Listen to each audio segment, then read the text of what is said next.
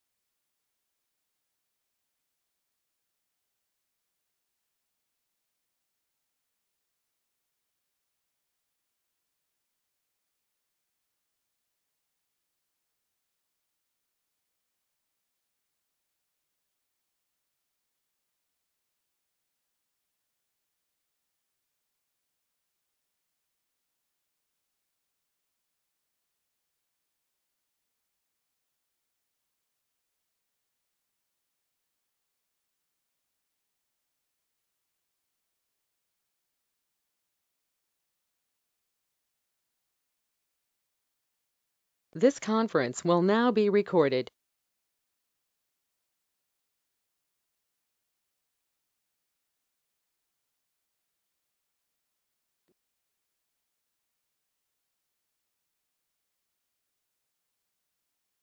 Hello friends, welcome to the session on data science.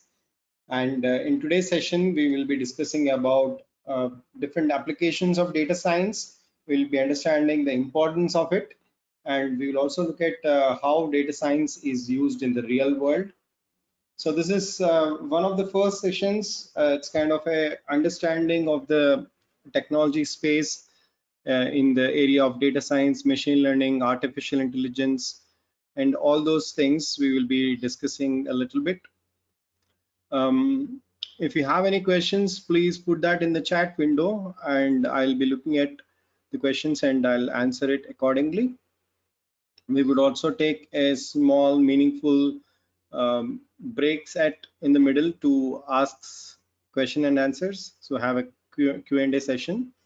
At equal intervals, I will try to pause and try to get some questions clarified. But nevertheless, I would recommend you guys to put it in the chat window so that it would not hamper our flow of the training. So my name is Sitaram, and I have around 14 years of experience and in IT, and I've worked in multiple technologies. For the past 8 years, I'm working as a data architect. I've worked as a big data architect for quite a few years, and then become a data scientist. For the past 3 years, I'm working as a data scientist, and I also do training. So giving trainings and training is my passion as well. I love to teach people on the new technology skills, empower them in upgrading their skill set to the next big thing. So data science is going to be the next big thing, and it's going to stay for quite a while. So anybody who would like to get on board on this particular technology would have a sustainable future, at least for 5 to 10 years right now. Right. So with that, let me start the class.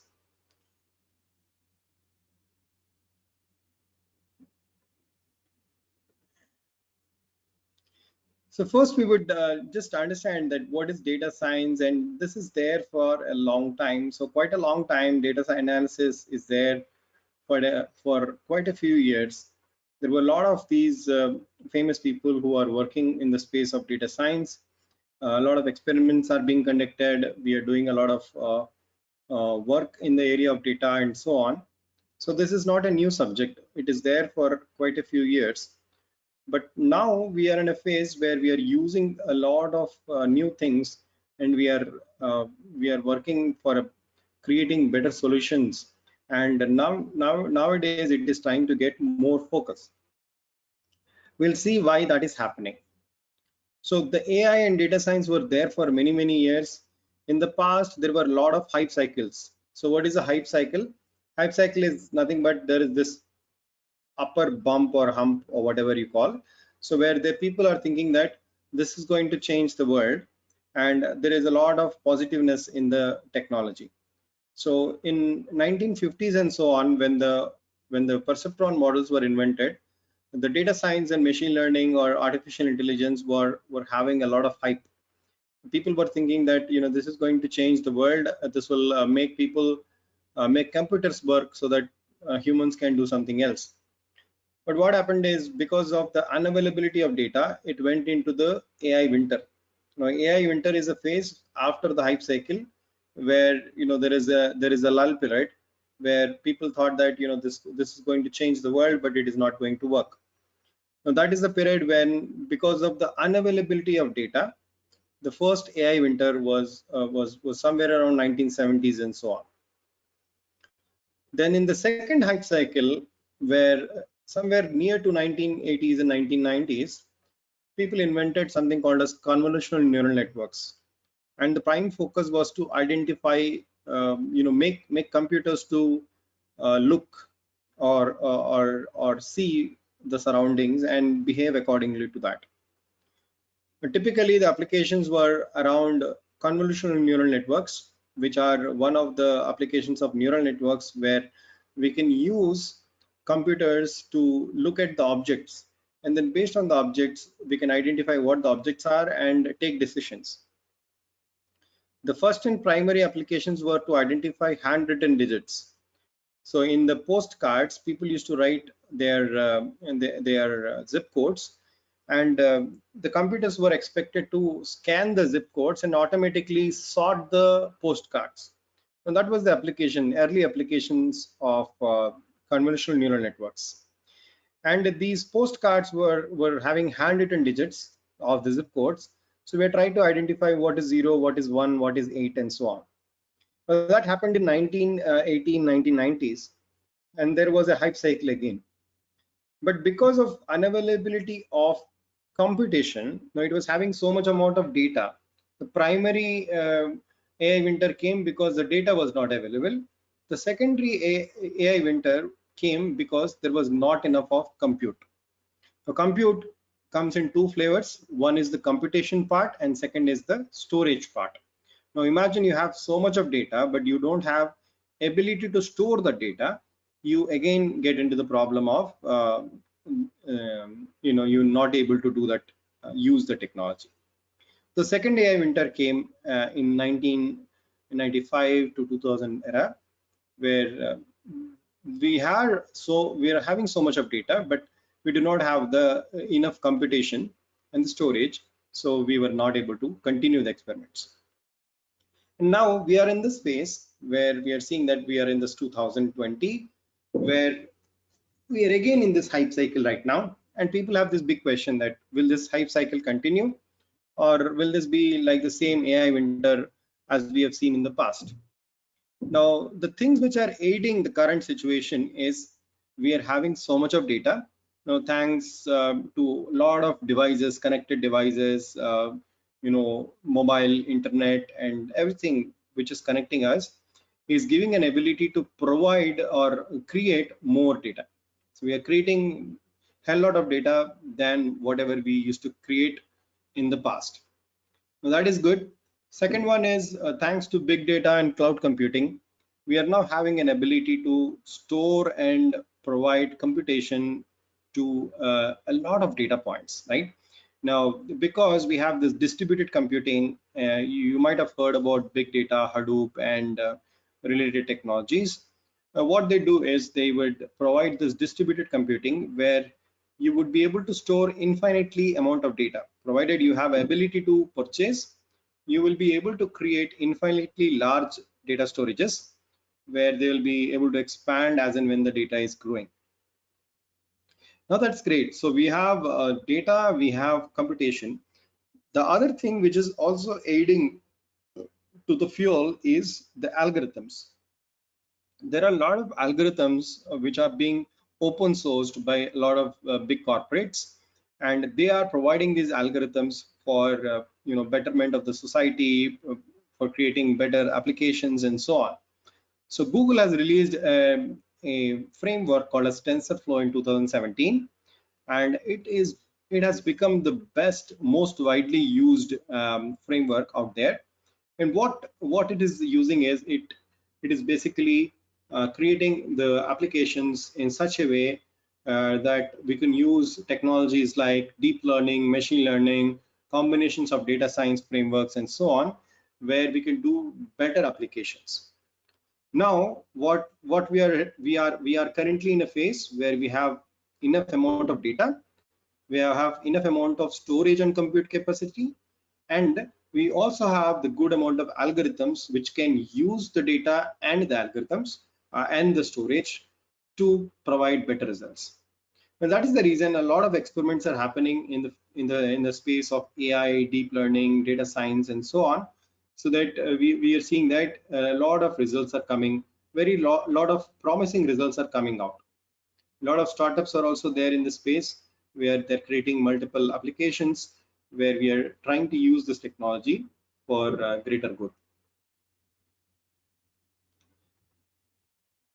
Let us see, we are talking about a lot of data is there. So data is there everywhere. So huge amount of data is being collected, and as we were discussing, because of a lot of internet related applications, mobile, web, and sensor devices, videos, images, text.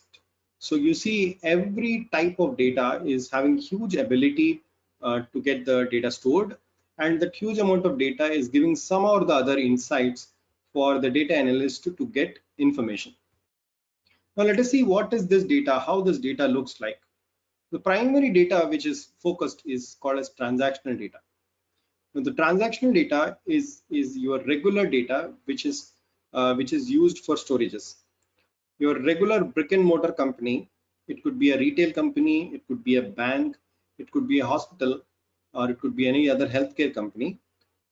Whatever it is storing, for example, if I take a retail company, it might be storing things like what transactions happened today, like how many kgs of rice sold, how many liters of oil sold, how many packets of sugar sold, and so on.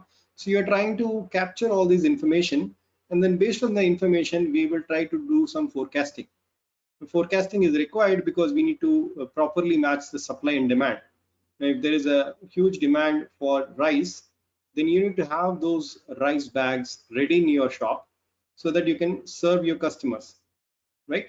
So similarly, this transactional data is all about managing these transactions. A huge amount of data is stored. Typically, the transactional data is stored in regular RDBMS databases, your Oracle database, your DB2, your you name it, right? So the databases, whatever the relational databases you are having, all those databases will be used for storing this transactional data. And transactional data is primarily used for doing something what we call as descriptive analytics. Now, descriptive analytics is you're trying to describe the data. The data is already gathered. Imagine you already have 1 month worth of data of your shop sales, and you're trying to identify like what is the most prominent product which is being sold, right? Is it for example, retail chain, is it rice or is it sugar or is it wheat or is it oil or something else, right? So likewise, you're trying to find out what are the prominent products which are being sold, and based on that, you try to do analysis. You try to ensure that supplies and demand are properly managed, and based on that, you try to provide some output results. This is called as transactional data. The next type of data is about audio and experimental data. Now, what is audio data and what is experiment data? Now, audio data, you might have been familiar with the audio data, for example, Alexa, your Siri, and other things. So there are devices which are now becoming capable of interacting through your audio queries. Now, currently we are seeing some televisions equipped with audio inputs, some gaming consoles equipped with audio inputs. The Alexas of the world are equipped with audio input. But in the coming future, we would see that a lot of equipment around us. For example, you can talk to your car, you can talk to your fridge, you can talk to your AC, and many other things. So we would see that a lot of applications would be now equipped with these audio sensors, where you would be able to talk to them and do the interactions. Slowly, they will become even more intelligent, and basically, you would be able to do conversations as if you are trying to talk to people. So these audio devices, if you are looking at an example of Alexa, so if you ask like, "Hey Alexa, what is the weather today?" What would it say? It would, first it has to understand your speech. It has to understand that you are talking about the weather. You are asking a question regarding the weather, and then it has to take that speech and convert into a text, and then probably form a query and then fire it to a backend query engine, like maybe a Google search engine or something, and then that would get a result. Say like today's weather is 32 degrees centigrade and sunny. So you need to get that result, and that result again probably have to be converted into a speech. Now, if you're seeing, there are a lot of these moving parts in that, right? So you are having, a speech to text conversion. You are having text to, backend querying, and then you are having a text result to again speech conversion. So all those things are combined in this application, where you're trying to identify the voice, and then based on the voice, you're trying to make sense what people are talking, and we are trying to convert into a relevant application. Now, understanding voice or understanding speech is a bigger problem. So that is being solved by data science. So, for example, you might talk in different dialect. Olden days when Siri was initially used, right? Siri was there. When people, small kids used to talk to Siri, it never used to understand. With people from different dialects, maybe from China or from India or from Russia or other places, if they are speaking to Siri, it never used to understand. It never used to respond, or it used to respond with a totally unrelated question. Nowadays, they have become so trained that they are able to even understand kids' questions. So if a kid talk to it in a very layman term, in a very different dialect and so on, still it is able to understand. That is because of a lot of training happening on the data, a lot of application advancement. I was talking about different tools like TensorFlow and so on. So those are different kind of frameworks which are working in the space to upgrade your current model so that it can understand a lot of variations of data. Now that is regarding the audio data. Now, what is experimental data? Now, experimental data, it could be at multiple experiments. Now, the good example I can take is the current situation of COVID. Now, if you are looking at the COVID, there are a lot of these drug companies who are trying to invent a new vaccine for COVID. Now, for inventing a new vaccine, they will take a lot of time because, imagine they invent a vaccine, they can't give the vaccine directly to the humans. They have to follow through some stringent test procedures. So first they have to test it on rats, rabbits, and different other animals. Check if the results are positive, then only they can go to humans. Or else if the humans have some adverse effects, they will have a lot of problems. So in experimental data, what we do is, if you identify, say, like 1,000 COVID patients, out of the 1,000 COVID patients, you will take 100 patients as a sample. And what is a sample? Sample is a generalizable representation of the actual population. Now imagine the actual population of COVID patients is 1,000, and then you're taking a sample. You will take a representative sample which is exactly representing the data. That means that you will take all the samples which covers kids, young people, and older people. It will cover both the genders, male and female. It would cover different age groups, different lifestyle habits, and other things, right? Different immunity levels. All those things will be considered, and you will try to take a sample in such a way that you would create that subsample. Now that subsample, you will do testing. So you will test on that subsample. You test your vaccine on the sample of 100 patients, and then you test whether the sample or the vaccine is providing any positive result. If you see that the vaccine is providing some positive result, then you can come to a conclusion that because this sample is for having a positive result, it will have a positive result on the 1,000 population also. This is forming in something called as a statistical inferential statistics. It is called as inferential statistics, where we are having a population which is the actual size of your data, and then you are trying to do a sampling out of your population. Because you can't test on the entire population, you have to first do a trial, and then you can go to the real test. So for doing the trials, you will try to create samples. In that samples, you will be testing the drug. If your samples are working very fine, then what you can come to a conclusion that because the sample is having a correct representative population, correct representation of your population, then you can say that your test is positive, right? So there will be a lot of these statistical techniques, which is also a part of data science, which will be followed for doing this sample-based analysis. Now that falls under the experimental data. Similarly, there are plenty of experiments in healthcare, in oceanic research, earthquake related thing, experiments related to weather information. Different other experiments are being conducted, and using that experiments, you would be doing a lot of data analysis. The next interesting use cases are video and image data. Now, video data and image data are also very popular. Using video data, now it is using some media images, media videos, CCTV camera footages, surveillance cameras, and all that stuff. Those data will be used for doing some application building. Now, IIT Hyderabad, in collaboration with Hyderabad's municipal corporation, they are designing the application which can take the feed of your CCTV cameras on your public, signals, traffic signals, and they are identifying, people who are driving without helmet.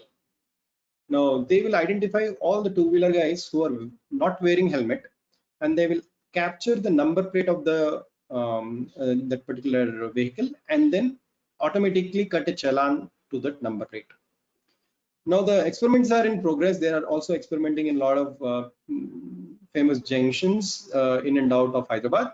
So what they are trying to do is trying to do the video analysis.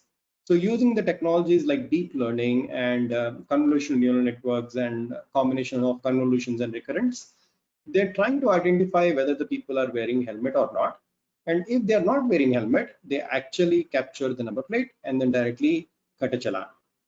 So people, policemen don't have to take these pictures and then copy the pictures, identify somebody else going through every picture, identifying the number plate of the agents, then cutting a challan. So this is the most tedious process, and that entire tedious process is being automated so that there is some kind of strict rule managing happening. That is with the video data. Coming to the image data is much more popular than the video analysis. Video analysis is still in a research phase. Small applications are being created, but image data, it is very popular. That a lot of data science related applications are created using that. If you have heard the Google I/O's Sundar Pichai's speech on 2017 and 18, in that year, Google has announced that they will use the image data analysis for identifying something called as diabetic retinopathy. And what is diabetic retinopathy? Diabetic retinopathy is a scenario in which people who are having diabetes will slowly lose their eyesight. Now, the slowly losing of the eyesight happens because of increased in the diabetes, and what Google has done is they have collaborated with two of the eye hospitals in India, Shankar Netralaya and Arvind Eye Hospital, and using their facilities, they are trying to take these pictures of the retina scans of different rural areas of India, and they are trying to identify whether the person is having diabetic retinopathy or not. So they take the retinal scans. In fact, they have huge amount of data. They have an application called as Verily, and using that application's retinal scans, they will try to compare it with all other retinal scans which are having diabetes, and then they come back to a conclusion that whether the person has diabetic retinopathy or not. Right. So such kind of very important applications. Now I just took an example of healthcare and some surveillance and so on, but this space is so huge that a lot of data science applications are popping up. A lot of real-time applications are being created where we can use these applications for a better product development.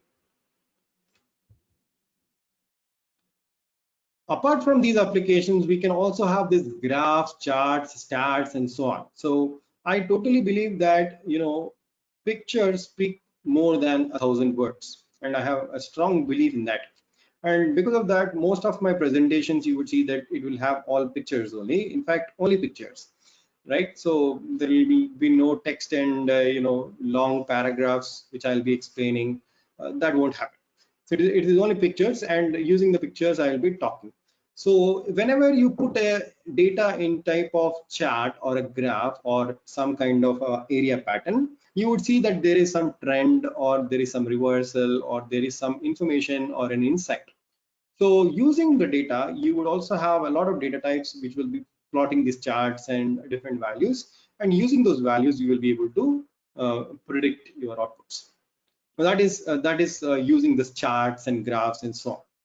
So what we are understanding is you're having so much of data. Now these are some of the data types, and using these data types, we will be able to create a lot of applications in the space of data science. We will look at some of the applications in today's session. But before that, let us understand what are the variations of these artificial intelligence, machine learning, deep learning, and data science. Many times people will have this bigger question that what is artificial intelligence, whether AI and ML and DL are they same, and what is the difference between AI and data science and how those are related. Well, this is a bigger question. If you take a step back, AI is more of a theoretical concept, and it was ideally created with thought in mind that we will try to create computers a little intelligent so that they can do the work of humans.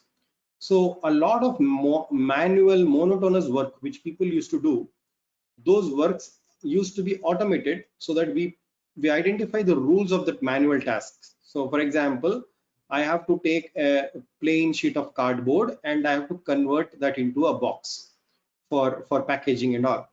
So there would be some steps in that. So maybe shift the cardboard to the left, to the right, and then turn it around, make it as a box. So that is a common manual tedious task. So such kind of tasks, initially they were identified and they were created some set of rules and logics and if then else conditions. Those are very, very common. So if you create the if then else conditions and then program that into the computer, and then you're saying that you're using maybe a robot. For example, you use a robot to do the same task. So what you do is you give a cardboard to the robot and then manually feed all the rules. So the robot will automatically turn the box and then create it into a package. You see these carton boxes, right? So you can turn it into different shapes and then create a box. That is how you can automate this thing. So the procedure of automating your existing manual process so that you reduce the manual effort and making computers to do the work based on some set of rules, logics, and guidelines, that is called as artificial intelligence. So it's a broader umbrella where we are trying to make computers do the work of humans based on some set of rules and processes. That is artificial intelligence. So you have some set of rules and guidelines based on which the computers will work. Now that would require some amount of domain knowledge. Now I need to know how to create a box, right, from a piece of cardboard, carton and so on. And that would require people to have the domain knowledge well in advance. Now the data can become so complicated that getting the domain knowledge from the data is sometimes difficult. Imagine you have 1 million rows of data and some 100 columns. So taking the rules from these 1 million rows and 100 columns, it becomes very, very difficult. So what people have used is they started using statistical techniques. Now using some statistical techniques and creating algorithms which can make sense of data.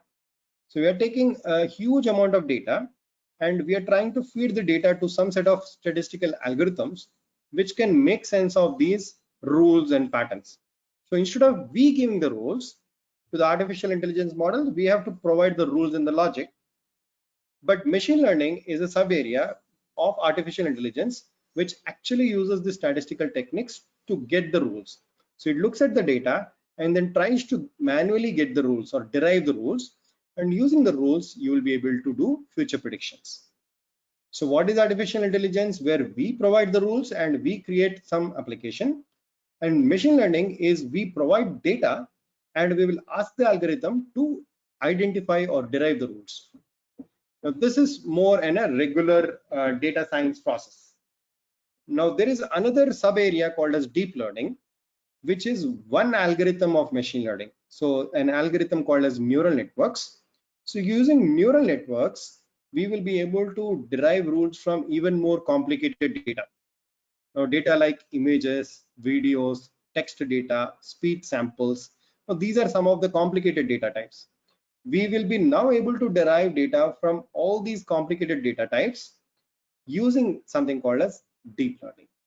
So deep learning is again a subset of machine learning. As I said, it is one algorithm in machine learning. Machine learning itself will have more than 20-30 algorithms, but one algorithm in machine learning is neural networks.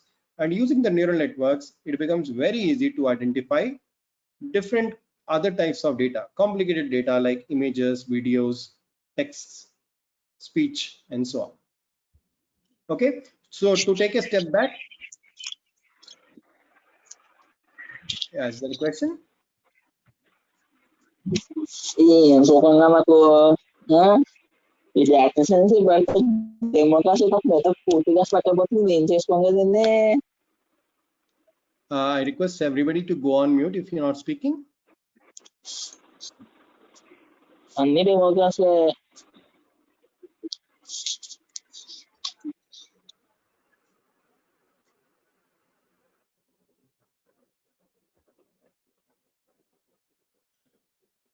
Okay. So if you have any questions, please let me know, or else I request everybody to go on mute. All right. Thank you. Hi Sitaram, I have one question. To learn this data sciences, what will be the prerequisite? I mean, who can learn or who can get a good career in data sciences? Somebody who has so there are multiple applications which will be done in data science. Where you might be working as a front-end data science engineer. The role is called as machine learning engineer, where you might be Okay, required to create applications, APIs, and deploying models and so on. For such kind of person, somebody who is already having a programming experience in Java or .NET or some kind of front-end building, such kind of okay, people work in that space. There is also like a ingestion engineer, data scientist, and different other roles are there, who would be working on data transformation, data cleaning, data pre-processing, and other stuff, and modeling and so on. For such kind of people who already have some background in data, for example, they might be working as a DBAs or database engineers, or working in the space of data warehouse, or so on and so forth. So such kind of okay, people will also be able to work. Now, somebody who has a testing background, whether they are like front-end manual testing or an automated testing, depending upon what type of testing background they have, they again will fit into the area of data engineering and data pre-processing and so on. So there are different job roles and profiles. I will talk about all of them tomorrow. So we will have another session tomorrow where I'll be talking about some of the deeper topics of the data science, and there I will be explaining these important areas. yeah, sure. Thank you. Right? I, Yeah. I have a quick question. Do you have a minute? Yeah. How do you Go ahead. suggest for the people? Because if you take my background, I am out of coding for very long. I am on the front client-facing side, and it's mostly getting the requirements, and on the project management, I'll be doing most of the project management and eliciting the requirements, gathering the requirements, CPTs and all. CPTs are nothing but conference room pilots. And for people who are not into coding, is this a suitable uh, opportunity? Because here what I'm hearing is somebody need to have a statistical background plus a mathematical background plus some coding knowledge. Do you suggest this one or not? Now, for somebody who has so this primarily it is tuned for someone who is getting technical, or somebody who is all business oriented. The roles for such people would be, you could head a specific data science practice, or you could be working along with people who are working in the data science area. So there are a lot of teams being formed, a lot of Scrum and Agile teams who would require the Agile folks who would be driving the product side of it. Like you would have product owners and Scrum masters and uh, delivery persons who would be taking the head of the delivery for the data science practice. So somebody who has already experience, already in the project management, many of my folks who have taken training, they take training from a perspective that if they have to head a project, or if they have to deal the business angle of that, they need to understand the terminology. They need to understand what is the new changes which are happening, how they can recommend customers or development teams what to do, what not to do. So to have that knowledge is something people would be doing this course. But primarily it would require people to be a little technical, because this is a technical course. It's not only theory. Maybe a couple of sessions I'll be talking about the applications, theory, and what and all. But bottom line to your answer, it is a technical course. It would require people to do technical. but your thought process is like, if I would like to go into an area where I would like to be a business friend for a data science team, and there are huge amount of requirements in India and US and other parts of the world, where we would need somebody who will be heading the team. A small team would be created where they would be required to provide direction and provide business direction. Somebody who is doing technical, he or she would be very much focused on the technology, the algorithm, and other things, but they might not know the bigger picture. Somebody who has already seen, connecting applications, they would know like how this would impact my data warehousing front end, how would this impact my front end business applications, what my customers are wanting, and so on. So that angle would not come from somebody who's doing core technical. So we would require those roles, and if you're focusing there, and then you would require some knowledge on what is good and what is bad. So that is where a lot of other folks who are in the experience range of like 10 to 15 years, 20 years. So those people are taking trainings from me, and they focus on that areas. Thank you, Sitaram. And a small extension to my question again, listening to your answer. When you say technical, what do you mean by that? How much coding do you suggest?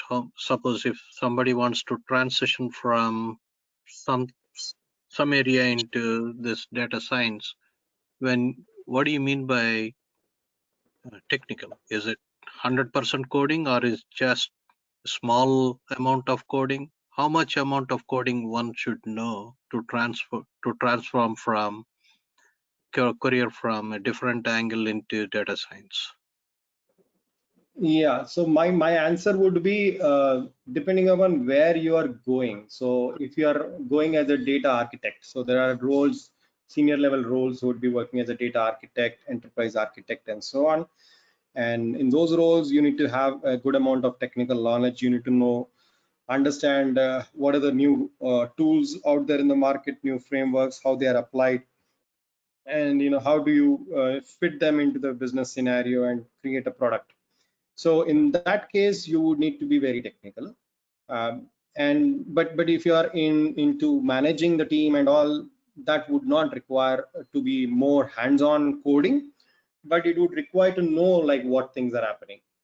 And if this course is concerned, because this course is catered for wide variety of audience. Now I have people who are just out of MS and who are doing the course, who are having a couple of years of experience who do the course, who are just doing graduation they do the course, and people who are with 10, 15, 20 years of experience also do the course. So the way I have designed the courses, when I'm saying technical, this would require to do coding, and this would require to understand the statistical models, understand the applications of the models, create end-to-end applications using coding. And that would require an understanding of one language. I would be talking about Python, if that is a background question. So we would be talking about Python, and we would be dealing about how to code these algorithms in Python. So this would be hands-on. If you ask a percentage, I would say at least 80% of the course would be hands-on coding. Sounds good. Thank you very much. I appreciate it. Sitaram, can you hear me? Yes. Sitaram, this is Harish. Have few questions. Number one, I looked at the course content. It seems there are 16 modules. How long is the course? How many days this course will happen? And second, related question is how many hours per week or per day? Could you share some insight into that? This is a 3-month course, so it would stretch for 3 months. So we are starting September. So September, October, November, end of November is something which I'm targeting. Mid to end of November is what is the target for completion of this course. And it would be a daily course, 1 hour per day on the weekdays, Indian Standard Time. That means that IST 6 a.m. morning is what I'm targeting the course. Every day, not sure where you are from, but depending upon your geography, the timings would vary. And 6 a.m. IST every day, Monday till Friday, for next 3 months. That is the duration. Okay. Next question I have is, does it require like a cloud lab, AWS account or something, or everything can be done on the personal computer or laptop? I use something called as Google Colab. The entire course would be on cloud. We use Google Cloud for running our course. We will have exercises both on cloud and on system, but having a high-end Fundo system is not required. It would, if you have a basic system which can run basic softwares, it's good enough. But most of our coding would happen on Google Colab, which is a cloud-based environment for running data science workloads. Okay. And that's free. I see a lot of projects at the end of the course content. Those projects you plan to run while we are going through the modules, or those all projects are in the end? Yeah. So my thought process is, if we have to get real work done, we need to do project oriented only. So if I talk nicely about some algorithm, people will understand it, understand the good things about it. But unless until they go hands on, they will not understand the applicability of it and how the algorithm is worked. So what I designed is, for every algorithm, we will have a mini project. So the course would have 20 mini projects throughout the course. So it would be like hands-on, and every day, whenever we will be talking about an algorithm, we would be also associating a small project with it. So we'll take one use case, one domain use case, and solve that use case using the algorithm, so that as and when people are learning about learning about a specific technology or learning about a specific problem, they would be also working on a small mini project. So that is the focus. So project oriented learning is the focus rather than a theory oriented learning.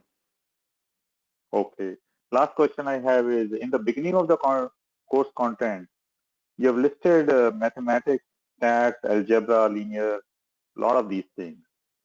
And given the experience I have, I've been in the industry for more than 20 years.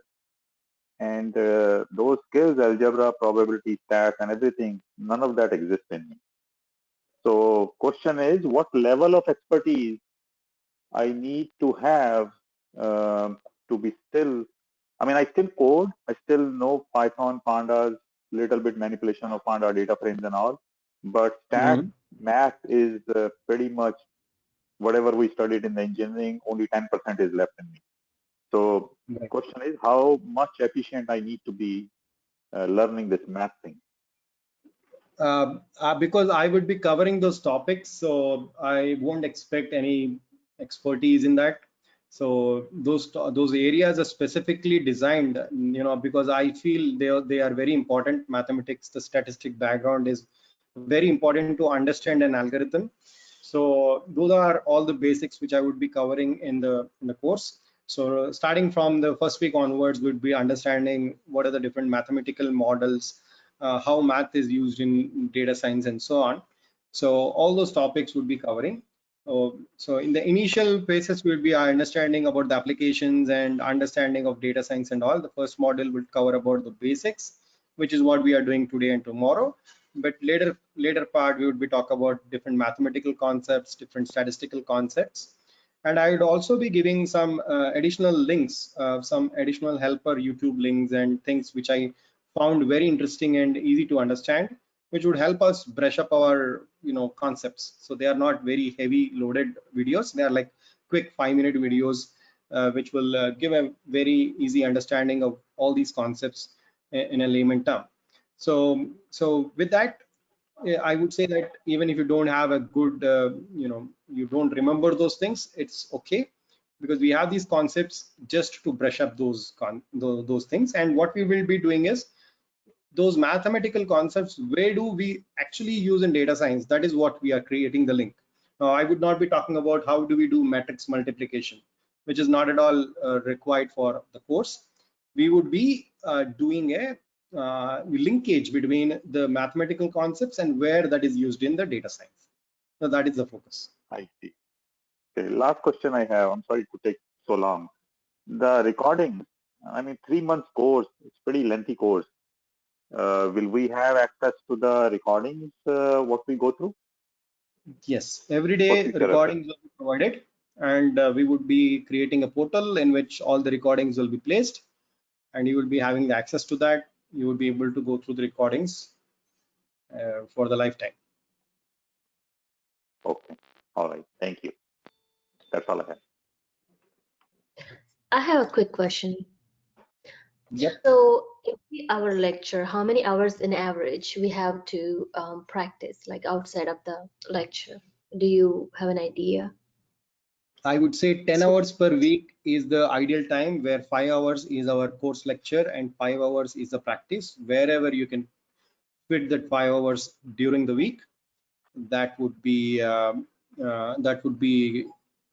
suggestible recommendation, and depends upon your time.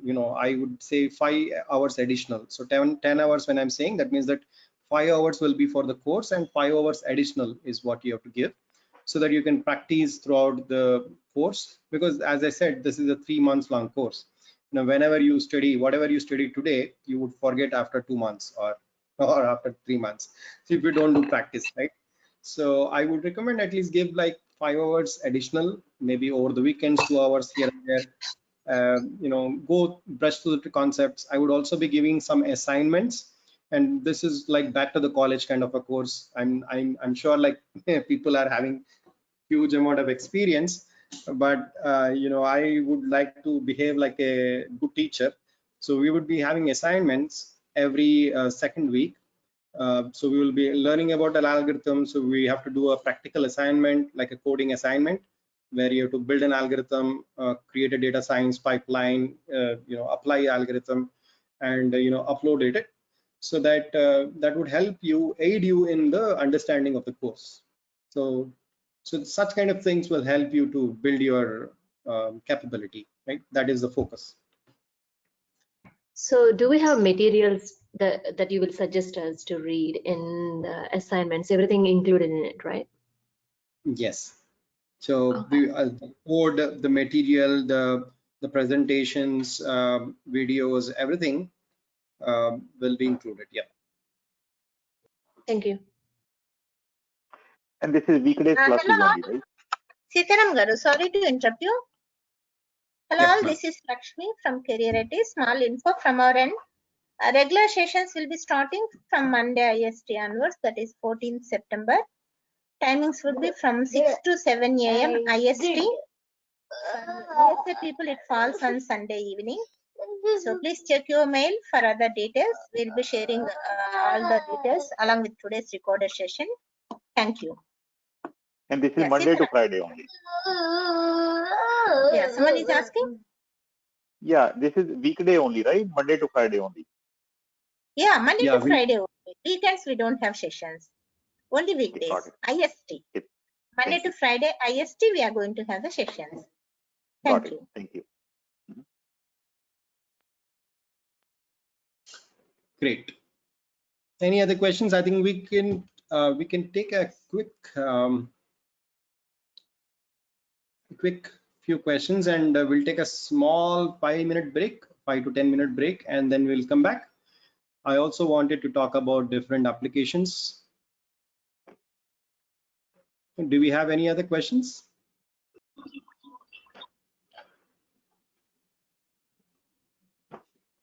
Any general questions or anything of that sort? Sitaram, maybe one more question since no one is asking. This is my first time working with Career ID. Do you have a site or someone I can speak to from the past courses, like the people who have taken previous courses, like getting to know the reviews, how the course happens? I mean, it's easier to make the decision when I hear from someone who has already gone through the course. Yeah, so I would recommend Career IT. You can reach out to the Career IT folks. I think there is an email and phone numbers also. Talk to them. They would be guiding you accordingly. Okay. Okay, no problem. Thanks. All right.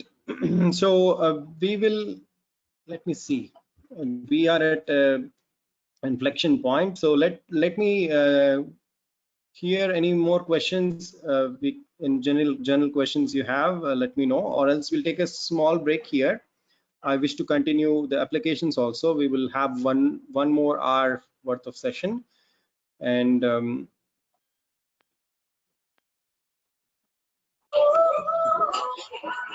there is a question that will you suggest this course for a person with zero coding knowledge? This, I would say you would require some coding knowledge. If somebody having a zero coding knowledge, I would recommend to at least have some background in coding. Of course, it does not require a lot of coding expertise, but at least you need to know, like, how do you write code, what are the functions, what are variables, because I would not be talking about those things. So I would recommend somebody to do that thing first, and or probably could also do parallelly, and then join the course, because you would expect to be doing some coding. If I give a false promise that nothing is required, you will be free and you can join the course, but you would be left alone. This is a technical course. When I mean technical, you would be required to do some coding, and I would recommend to do some basic coding so that you understand what I'm doing. Okay. And the language we use only Python or Scala or anything else as well? We would use Python. Yeah, Python, I'm seeing a tremendous increase in the adaptability and other things. So I see that that's going to stay for a very, very long time. There are other languages also like Scala, R, and other ones, where Scala is very specific for big data related workloads, but R, we could use it for data science and all. But there is a decreasing demand in that. So we would stick to a language which is very, very used heavily. So that's the reason we have chosen Python. And once we do a course with Python, you can easily shift to any other language, may that be Scala or R or MATLAB or Java. Using the same other languages for doing the same purpose, it would be pretty much straightforward, because you understand the tricks and bits of the languages. It should be easy for you. The question is, what is data analytics? Whatever we are understanding. So data analytics as a general term, again, there are multiple names for the same thing. Understanding the data, getting insights from the data is called as data analytics. Okay, we're trying to make sense of data and trying to get some meaning of the data. Now, how do you do is a different thing, right? Now, I could use more complicated algorithms like machine learning and deep learning, or maybe write a SQL query and get like total count of products, right? So writing a SQL query also comes around data analytics, and writing a very powerful machine learning model to predict something which is going to happen in the future also comes under data analytics. Got it? Hello. Yeah, go ahead. Go ahead, madam. I want to restart my career with data science. It is possible for me. From last 10 years, I don't work anywhere. Tricky question. What was your background? Were you doing as a programming, or what was the background No. before? I am an electronics engineer. I'm doing as a RF engineer.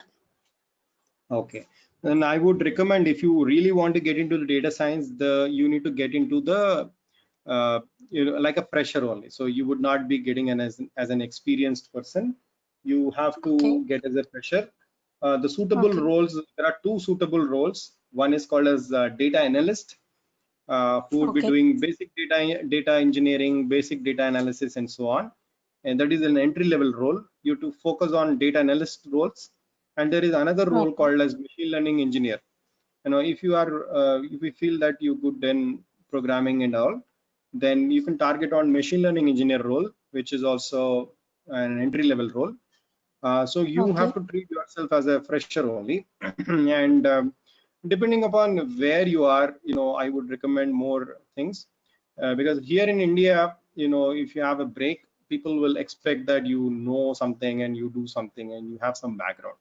And other parts of the world, that kind of problem is not there.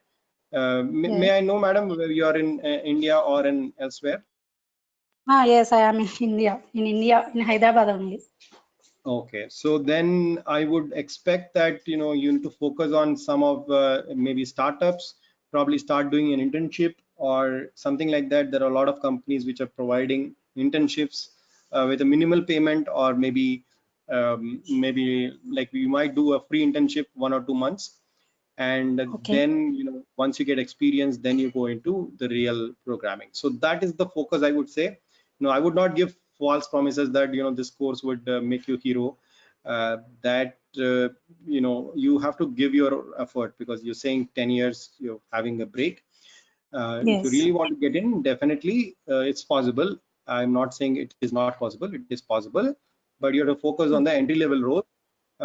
My good suggestion would be, there are a lot of startups who are offering internship. So you focus on the internships first. You get an experience. If they pay, well and good. If not, just do it for free. And spend a couple of months, you get experience. Using that experience, you can get an entry level roles. Okay, thank you. I would target for 6 months. 3 to 6 months is the time frame I am targeting for, right? Early than that, if somebody is promising, they are not giving correct idea. Okay, minimum 3 months to 6 months the time frame you have to target. Only Okay. then be able to achieve. Okay, thank you. Could you explain a little bit more about the internship thing that you just said? So if you see, currently you see in the market, there are a lot of companies who are working on the data science projects, but they may or may not be in a phase they can pay a lot of money. And what they do is, they will roll out the internships. That means that there will be a 2-month internship, 3-month internship, where people has to work on the project. And they might pay, in Indian terms, they might pay somewhere around 5,000 to 10,000 rupees per month, which is not a huge money. But for somebody who is like an entry level role, like for somebody who has done their engineering or doing some masters, or may are coming from the break, like this particular case, to get an entry is a very difficult thing, right? So for that, I would suggest that apply for that internship role, create a social profile. In fact, that is part of the course. I was talking about how to improve your social presence, creating profiles on LinkedIn, having profiles created on GitHub, uploading our projects on the GitHub. All those things are required, are mandatory to get a social presence. And then you get into this internship opportunity. Internship opportunity can vary from 6 months to 3 months to 3 months to 6 months, where you would be paid for some duration, and sometimes you might have to work for free also. But nevertheless, I would recommend to work, because that would give you the experience, and using that you would be able to get into some job. Is that clear?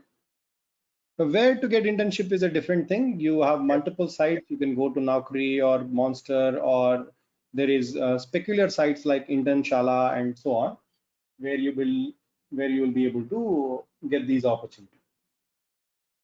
LinkedIn is a best place also to identify, and Indeed.com is also a good site for identifying that. Now, also data analyst, you said, right? So could you explain a little bit more about the data analyst role? Data analyst is a small brother of the data science. So data analyst people will be working on SQL part. You might be running some SQL queries, writing some small modeling, doing some small predictive models. Primary focus will be doing descriptive analytics, where you're trying to explain what has already happened. For example, Maruti car company, they wanted to know what are the sales of the cars. Okay, I already have the data for January, February, March till August. So I can do descriptive analytics on the data, trying to find out number of cars sold by region, by district, by state, and so on, like that. If you are answering these kind of questions, it falls under data analytics. We're trying to explain the patterns of the data, primarily descriptive in nature, and then we are using some of the flavors of the data science. Of course, there will be flavors of the data science, like how do you do data ingestion, how do you do data collection, do you do any data transformation? Those all things will be there, but the way you're answering questions is at the lower level, more in the descriptive nature. Where data science or data scientist is somebody who would be doing a little advanced modeling, doing little advanced pre-processing, model building, deployment. Those all things are at a next level of data analyst. Got it? So this would require some amount of database or data warehousing knowledge, right? Like writing Yeah. SQL. Yeah, if this entire area is related to data. Okay. So whatever we are doing, right, it is all related to data. How do you store data? How do you process data? How do you ingest data? How do you transform data? How do you apply a modeling on the data? It's all data area only. So you need to be aware about, what are the different, connecting systems. So data warehousing is one connecting system, maybe databases are one connecting systems, and so on. So as and when you go deeper, you would understand about these connecting systems, how they are linked, and so on. Okay. Yeah. Hey, Sitaram, there is a Python course also offered by Career IT. Are you the instructor for the Python course as well, or that is someone else? Yeah, we have other instructor. So I primarily deal the data science area, but there are other instructors who teach Python. So somebody who would like to go through Python course, there are running courses. Those are small duration courses, maybe a month or so. If you wish to go through that, I would recommend them going through the Python course and getting familiarized with that first. My course deals with Python, but Python specific for data science, right? So I would not be teaching how do you write a variable, how do you define a function, and those things, which are more programming perspective or software engineering perspective. My course is primarily dealing with data science, Python for data science, like where I would use Python related libraries and all that stuff. If you have a basic programming background, like I know like how to define a variable, I have done that maybe 5-10 years back, you will still be able to get the understanding, and you will be able to get through that. But if you don't know, I've never written a program, then it is recommended to go through that course first and then do data science. Okay, thanks. I think Jayant asked this question as well. Maybe Jayant, I'm speaking for you. So you don't, Sitaram, you don't plan to cover the Python basics. You expect some programming language or even Python known before the course. You're planning to use Yeah. Python, not go over Python. No need to use Python. See, I'm saying no need to use Python. You might have worked on C or Java or .NET or some basic database where you have written a store procedure, or see, I'm talking more in a general term, but you have done something in software, right? So where like how things are created, how variables are created, how functions are created, and what are the different constructs and all. And then, you will be able to easily understand whatever I'm speaking. Without that also, you will be able to understand. That depends upon your ability to quickly grasp on the topics. If somebody was already working, believe me, I'm taking batches for past 6 years in different subjects. I know like how people work and how people behave, and definitely you have already worked in some area related to IT and all. They will be able to easily grasp whatever I'm saying. And I also teach from basics. So if somebody is like having questions regarding some of the basic topics, I will be able to explain a little bit, even if that is very boring for somebody else who already know that. So slowly everybody will be getting into the groove. Got it. Thank you.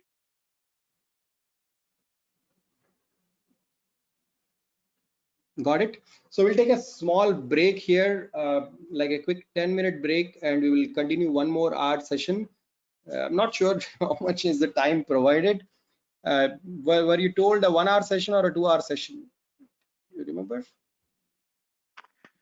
No, we Not do sure. not. I don't think there is any instruction, but I was planning to drop. I was hoping to continue tomorrow, but you're more than welcome to go ahead. All right. Okay, You good know, talking to you. Thank you. let me check with the career IT folks. Madam, Okay. you're there? Lakshmi, madam?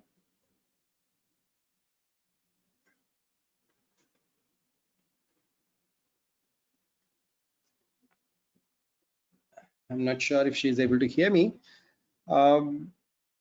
Let us take a quick break. By the time I'll check with them. If it is expected to be an hour, then probably we'll of course close it. I think we have already spent hour and a half. I think 1.5, almost 1.5 hours.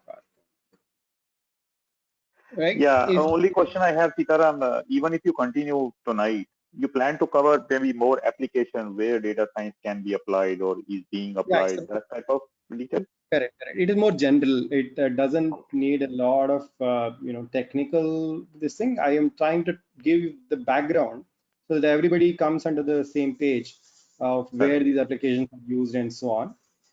Tomorrow's session is very important. I would recommend everybody not to miss tomorrow's session. Where I will be talking about the real life data science pipeline. I'll be talking about which are the application areas, what are the different modes. Sitaram garu, Yeah, madam. Sitaram garu, sorry to interrupt you. Tomorrow we don't have session now. From Monday onwards, we'll be starting regular sessions. Madam, I think Just demo only. I think we will have one more session tomorrow, madam, because I have to cover one topic, the life cycle. Can we have a session tomorrow? Okay. Or is it And shall we have the same time only then? Everyone same please time? connect the same time, same link tomorrow for the Yeah, tomorrow session. please do send email to them. If you might have their emails. Send Yeah, an yeah. email. We'll be sending an email, Sitaram garu, to all. Yeah, so we will have a tomorrow also. We'll have a 1.5 hour session. So I'll be closing the session here, madam. If I have any general questions, I'll answer, or else we'll close the session here. And tomorrow we'll come back at the same time, 8 o'clock, and we will be discussing about some important topics, because this is extending. So I've answered a couple of important questions they have. So we will discuss about the mathematics for data science and so on, the end-to-end pipeline of the data science, which is important. So I will take it tomorrow.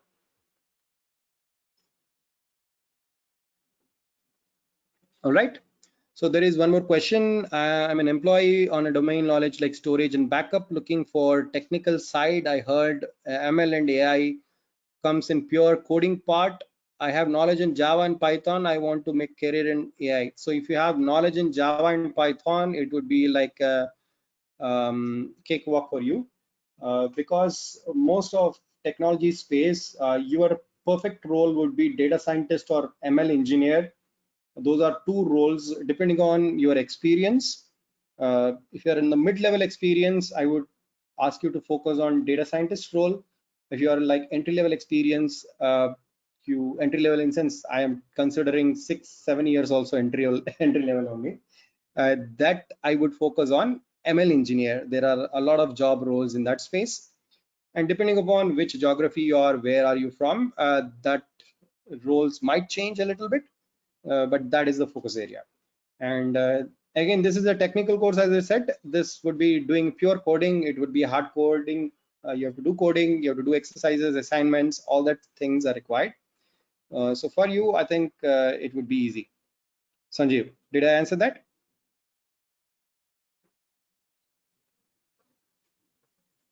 Yes, thank you, Sitaram. Yeah, perfect. So how long will be this course? As I said, this course would be 3 months duration, and every day, daily course for 3 months. So roughly around 60 to 70 days or 70 hours of course will be there. 1 hour daily.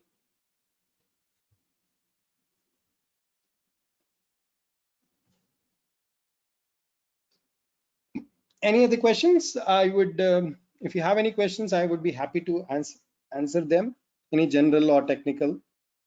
But tomorrow, please do come at the same time, 8 o'clock IST. Will be the another topic I would be discussing about machine learning pipeline and different job roles. So some of the questions which I'm answering today, I will be talking about detail about which area people can come to, what job role and applicable applications and so on. That would be an important lesson. Doesn't mind whether you attend or not, but please do attend that session because you will have an understanding of where you have to focus. You have to focus or not, also that will clarify your doubts.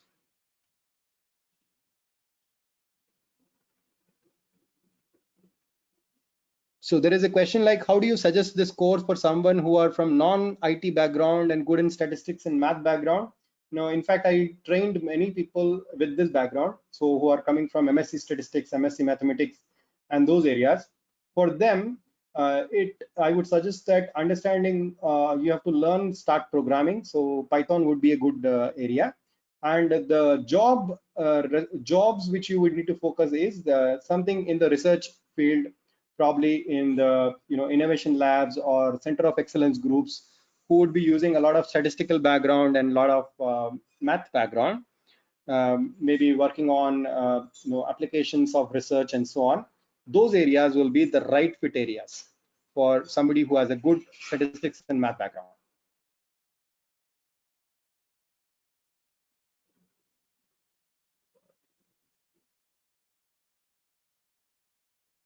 Right. And one more question. I am from server support like Windows, Unix, DevOps, cloud. What roles suits me?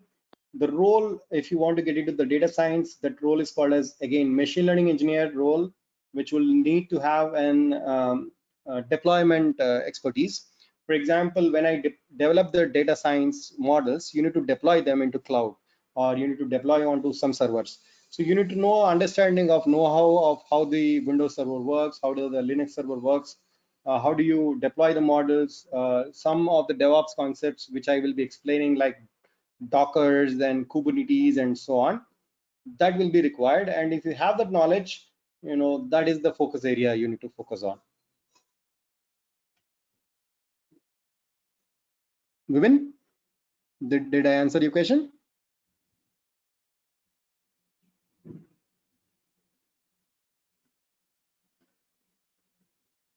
All right. Any other questions? If not, we will close it today. Will the cloud be part of the course? Yes, absolutely. Without cloud, I would not suggest you to learn any machine learning course, not from here or elsewhere, because future is the cloud. Okay, future is going to be cloud. You agree to me or not? Future is going to be cloud. You need to be cloud aware, I would say. You need to know like how things work, how to deploy models, how the tuning happens, how the retraining happens, all the things whatever we are discussing with machine learning. You need to be aware about cloud. We will be discussing about cloud and DevOps both, and that would be the end of the course. We have two modules specifically dedicated for that, where we'll be knowing like how to deploy models on the cloud. I will be talking on AWS cloud because I have a good experience in AWS, but it would be similar for other clouds also, like Azure or Google Cloud. Most of the applications or scenarios would be similar. Got it? Please go through the course content and curriculum. That would give you a clear idea about what projects I will be talking about, what is the learning methodology, and in cloud and DevOps, what all things I will be covering. You will be learning there. All right.